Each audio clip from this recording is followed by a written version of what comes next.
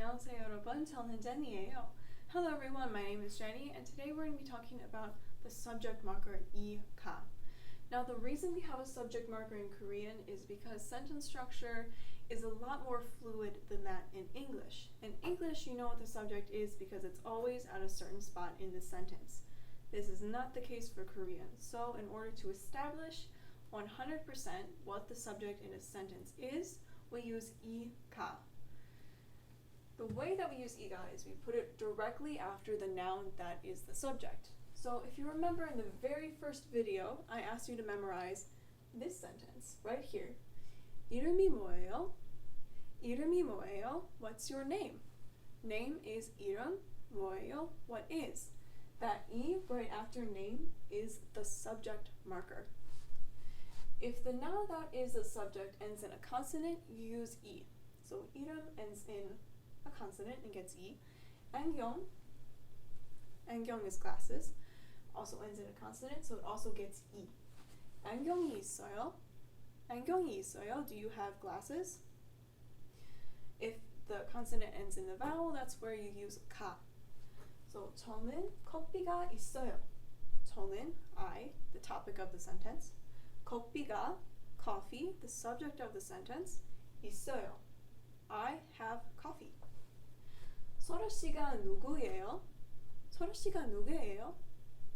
Who is 소라 씨? 램핑 씨가 어느 나라 사람이에요?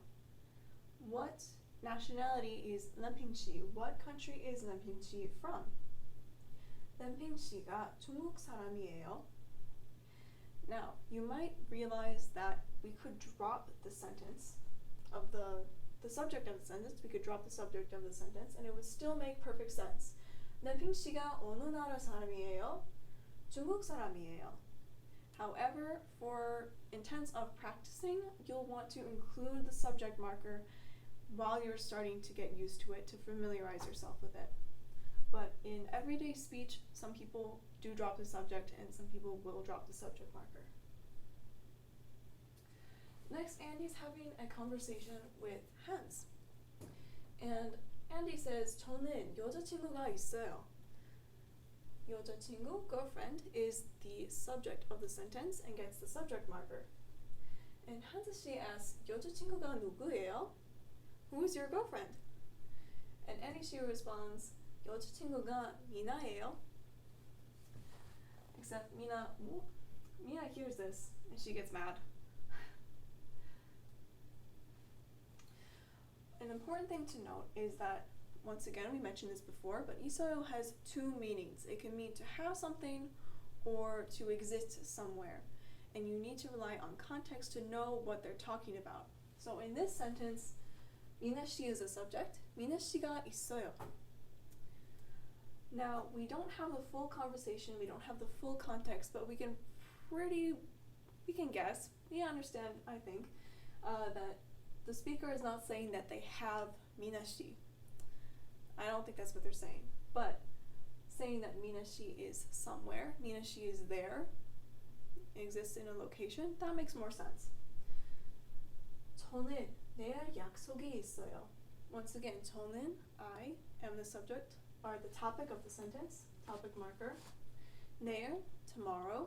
약속, appointment or promise. 약속이 있어요. I have an appointment tomorrow. I have a promise tomorrow. 커피가 뭐예요? Once again, coffee is the subject of the sentence. 커피가 뭐예요? What is coffee? And last but not least, 책이 몇 권 있어요? We learned this sentence without the subject marker by saying 책 몇 권 있어요?